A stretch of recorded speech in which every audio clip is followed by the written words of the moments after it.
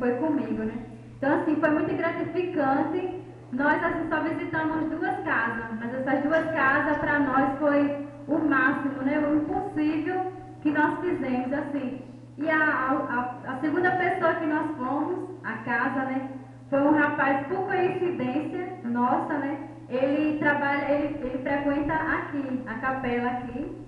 Ele contou um pouco da sua história, né? Falou assim a sua vivência do seu começo com a sua família, né? Teve muitos, ele disse também um homem de muita fé, é o que levanta ele, né? Então assim, a gente fomos levar a palavra de Deus a uma pessoa que ao invés de a gente evangelizar, ele nos evangelizou com a sua palavra e a sua assim, experiência, né, de vida do que ele passou. Então assim, a gente aprendemos também um pouco do que ele repassou para nós.